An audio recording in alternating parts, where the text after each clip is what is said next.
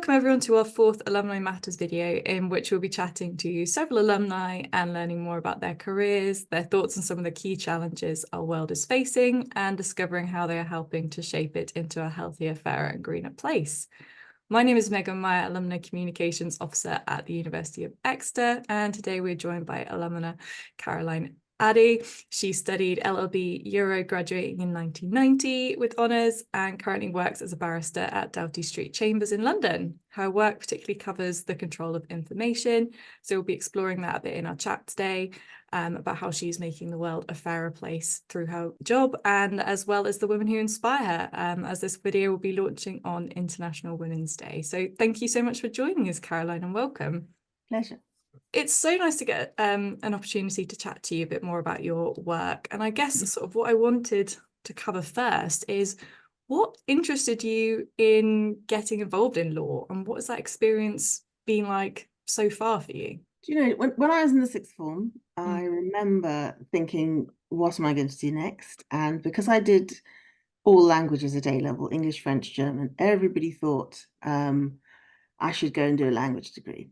Yeah. And my mother, who's always been an inspiration to me, was a language teacher all her working life, and her only career advice to me was don't be a teacher. So I took that to heart. I thought, no, not languages, because then you do get pushed into teaching or translation, and I didn't see myself doing either of those. So I literally sat in the sixth form office and read, I think I read every single prospectus for every single British university. And law kept coming back to me. And the funny thing is, everyone to whom I suggested it laughed and said, yeah, arguing for a living, that's very you. So, you know, I thought, okay, well, and the more I looked at it, the more I thought, well, you know, you can have an academic career or you can have a practical litigation career. And I liked that idea. I always thought I'd be an academic like my father. But by the end of the law degree, I knew I wanted to be a practitioner. So yes, I picked it out of all the other things. And so what was that experience like, starting in this career, not sort of knowing anyone in your family that had worked in it? Was it a bit of a like journey starting off in this area? No, because I think it's very interesting now, especially the way people talk about having role models, and if you can't see it, you can't be it. Because I honestly think my upbringing was, I won't say the opposite, but it was assumed that you would take your pick from everything, you know. Nothing was out of consideration, and it didn't matter whether people had done it before or not. And maybe it helped that my father, who was Ghanaian, was part of the independence generation. So for his generation, they all did that in a way. So it was quite natural to, you know, to move on to untested ground. They didn't see that as unusual. It was perfectly normal. So it was a culture shock when I started in Chambers, though, you know, because I thought people were quite sort of different from me, and it was a very particular milieu. I fully qualified and went back to my pupillage Chambers as a tenant in 1992. They'd only just, in the last sort of 3 years before that, had a lot of changes in the way that people trained, and, you know, had an influx of women. So I was only the third woman to join my Chambers. Really?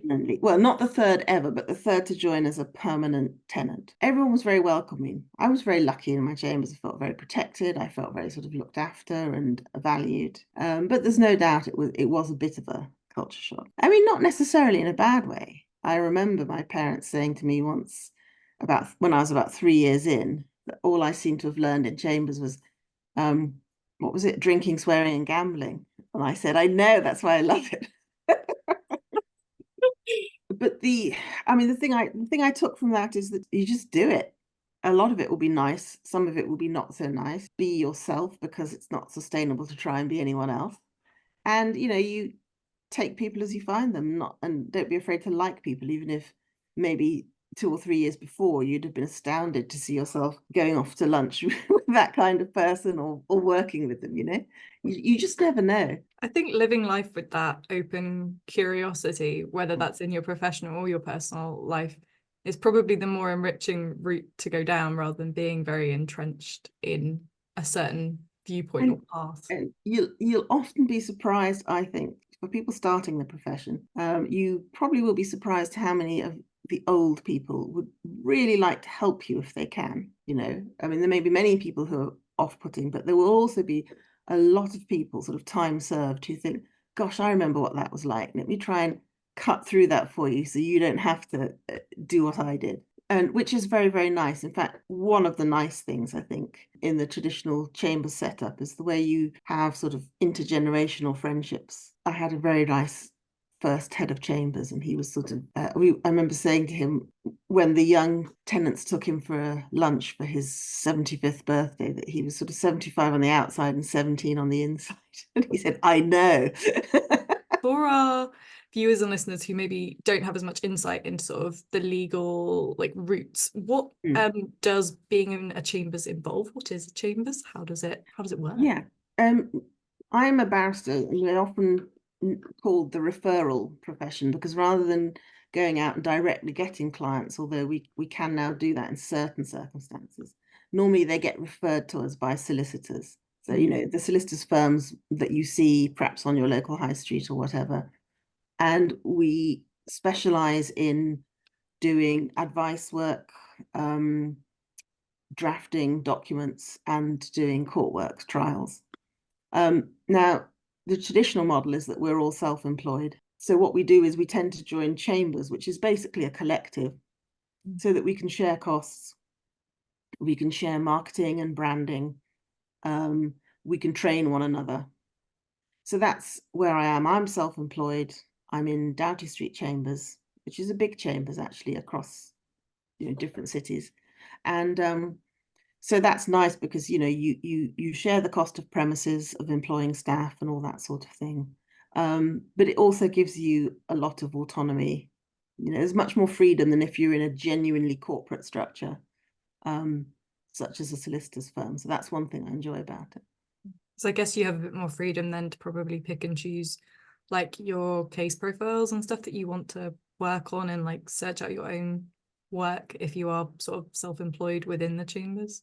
Well, subject to one or two limitations. It's nice because, yes, if you want to take on a different area or train in something, you know, you have the flexibility to do that. But I do very much believe in the cab rank rule, which is that barristers are like taxis. We just take the next case that comes along, provided we're not too busy, and provided it's suitable for our level of experience. In other words, you don't pick and choose your clients and say that you're not acting for this, that, or the other. You take anybody and everybody. And the idea is that everybody, in that way, everyone gets a fair shot at having a good lawyer. That probably is a better way of doing it, because otherwise people could pick and choose. These are the only type of people that I want to represent, and then other people don't get that support. One of the areas you work in, Caroline, is sort of particularly in regards to control of information and defamation and harassment and things. What sort of made you passionate about this work? Was this something that you got into the legal career with an eye to falling into, or has just sort of become an interest as you've gone along? Like a lot of people, it's not something I covered a lot when I was doing my degree, although I think that's changing. It's much more high profile now. But I did know that I wanted to do something specialist, and it was going to be civil law, not criminal. So I was looking actually at intellectual property originally, but I didn't have a science degree. And normally they want you to be, you know, science and maths proficient. So that was a bit difficult. And funnily enough, the defamation and privacy chambers, there were only two then, I tacked on almost as an afterthought because I'd really liked it when I did it academically. And then as soon as I read up on it and as soon as I actually got there for interviews, I realized this is what I wanted to do. And the reason it's nice is that it's very, very varied. So although it might seem like a small, you know, backwater of law, it's actually fantastic. You could be acting for a trade union, for or against the police, for magazines, television companies, for individuals, NHS trusts, absolutely anything. It's really, really varied, always fascinating. And it deals with all the big issues, you know, freedom of speech, privacy, the right to, you know, maintain a reputation, things that are really big social issues. When I joined in the 90s, it was the tail end of the so-called libel boom, when everybody who was anybody wanted to fight and win a libel action and get lots of nice publicity. So I saw lots of things, that ended up on the news or on TV. And it's changed over the years. The law's changed as well, but it's still got that sense of being important and grappling with things that we all really do think about. Yeah, and I think it, like you say, it's only continued to sort of grow in probably the time that you've worked in this sector, because as the world around us changes and how people are consuming and sharing information, it creates more probably ways for the legal landscape to have to develop in order to react to that. Exactly. Which is exciting as probably as much as it is challenging, trying to sort of keep up Well, with all yeah, that. but when you're doing something, if you like, for a career, I mean, it's really my lifelong career. I can't see anybody giving me a proper job anytime soon. So you want change and challenge, otherwise you would feel you just stagnating. Yeah, you'd be So doing I've the never same felt thing. that. There's always been something coming around the corner that's like, oh, which I value. Definitely. And do you feel in sort of your time that you've spent working in this sort of like area of law that I guess as a woman myself, that gender has come up particularly as an issue within like defamation cases? Is it kind of skewed, or is it more balanced in terms of the cases that come onto your desk? Well, first of all, it used to come up because, like I said, I was only the third sort of permanent female tenant. Yeah. And so the men around us were getting used to moving to a mixed work environment from what had been very much a single sex work environment. And it was brought up more, not by my colleagues, I have to say. I don't think they ever felt the women can't deal with X, Y, or Z. But it was there around or about. And some people, I think, sometimes clients, they obviously thought, she looks about 12. Somebody once said, I'm awfully sorry, but how old are you, to me in a conference. He was actually a very nice client. And I told him, and he said, oh, well, you don't look as old as that. And, he was just at that stage of life. He must have been in his mid to late 50s, where he just sort of thought, my God, it's like who's invited this girl guy to take my case? And, I had to persuade him that actually I can do it. Whereas now, I'm pleased to say, it's really normalized. I do remember the first time I was in an all-female client conference, and we remarked on it and said, oh, this is nice. And we wouldn't remark on it now because media in particular has a very good balance between the sexes. That's another thing to like about it, I think. It's just very normal. And that's a relief because, pride aside and all that kind of thing, I think what most of us want in a work environment is just, whoever we are to be normalized and then get on with doing the work. Yeah, and I guess you kind of almost want it to get to a point where it's not a conversation, like you were saying kind of earlier, the idea of like having to be a trailblazer. It didn't feel that way. It just was what you did. You kind of want everyone to feel in their workplace and whatever their passion is, that they can just sort of do it, and whoever they are is whoever they are. I mean, someone gave me a good bit of advice when I was thinking about the bar, and he said, yeah, but all the really interesting, exciting, worthwhile careers are hard to get into. They all are. So why not this one? And I thought, well, that's true. And if everyone felt that way, oh, they look really hard to get into, none of us would ever do anything, I guess. Yeah, I mean, I think you can accept that it might be hard to get into, but you may as well just try it. It's awful to look back on things you haven't done because you didn't quite dare. So I think always try. That's definitely a good bit of advice, and leads very nicely onto my next question for you, actually, which is, what achievement would you say you're sort of most proud of, Caroline? And what dream are you still sort of striving for? I think in some ways I'd say most proud of. I was going to say staying the course, but that's not quite right. I think I have stayed the course, but stayed true to myself.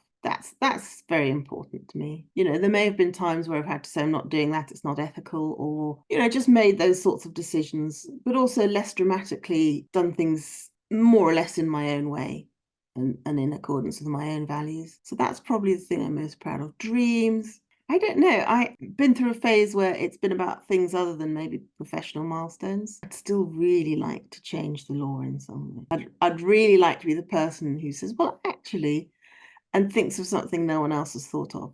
And everyone else has to go, oh, yes. I would like that. Well, from in the like 10 or 15 minutes of talking to you, it feels like you're that kind of person who could do that. So I'm going to definitely watch this space and see how that goes.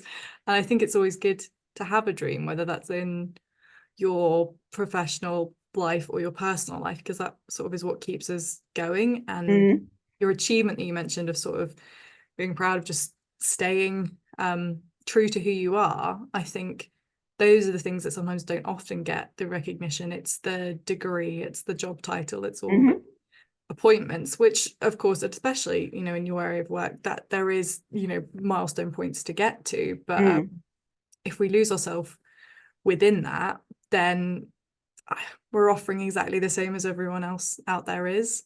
True. And you also end up in that very sad situation that is sort of middle-aged burnout. I wouldn't wish that on anybody. Which sort of women or woman has inspired you and is a role model, and sort of why would you say that is? And well, I mentioned my mother, and I think, yes, she's someone who's you know, she's intellectual, she's pretty high-minded, makes no apologies for that. She's got moral courage. So I think that was a big influence. I mean, somebody that I thought was quite amazing is a Ghanaian lawyer called Annie Jaggi, and she was one of the first Ghanaians to have a sort of high-profile role in the United Nations. And I'm talking about the 1950s and 60s, so just after independence.